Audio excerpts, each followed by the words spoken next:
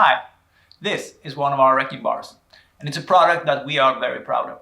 And one of the reasons is that the ends are thin enough for nail pulling and getting access into narrow spaces, but at the same time it's strong and ductile enough to deliver a lot of force without breaking. Other manufacturers might make wrecking bars that are strong enough, but if you take a look at this one, it's also a lot thicker, making it a lot harder to work with. The real challenge here is making a wrecking bar that is strong and ductile and still thin enough at the same time. One of our competitors have wrecking bars that looks quite a lot like ours, and we actually painted these to disguise the brand a little bit.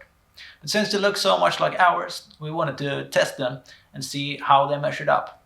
So we took a bunch of their wrecking bars and we took a bunch of our wrecking bars and we tested them alongside each other.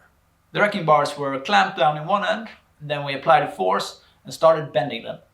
As you can see, the claw of our wrecking bar starts to bend when the force becomes too high.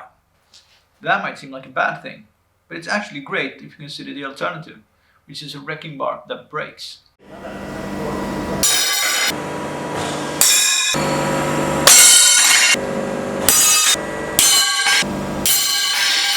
Not all of them, but quite a large proportion of the competitors' wrecking bars broke off when the load became too high. And this can be very dangerous. Imagine that you're pulling on this with your entire weight and then it snaps off. That can send you tumbling into all kinds of dangerous things in your surrounding environment. Even more dangerous than that perhaps are these small metal splinters that form when the wrecking bar breaks. They can come flying at you at a very high speed and they can injure you, your colleagues or the surrounding environment severely if you are hit by one. It's also interesting to compare the forces involved. In some cases, the competitors' wrecking bars will break at far lower loads than what is required just to start to plastically deform ours.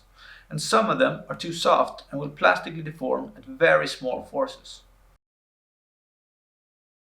It's hard to say exactly why there is such a big difference between ours and these. And that is because we cannot say anything about the raw material or the production process that goes into making these ones. What we can say, however, is that we use Swedish boron steel when we manufacture our wrecking bars. That means that the steel is alloyed with boron. Boron is a metalloid that gives us a stable and predictable behavior during the quench hardening process, and it also gives us an increased resistance to wear and impacts. We also know that the process of forging, hardening and annealing a wrecking bar like this is a very difficult process that we have spent a lot of time and effort on mastering. So we're not surprised to see that a competitor that's quite new to this is struggling to get the quality right. We were, however, a little bit surprised to see that the difference was so big. In the end, it's nice to see that all the time and effort that we have put into mastering the production process of these really has paid off. And now we can confidently say that you probably cannot find a better wrecking bar than a Hultafors wrecking bar.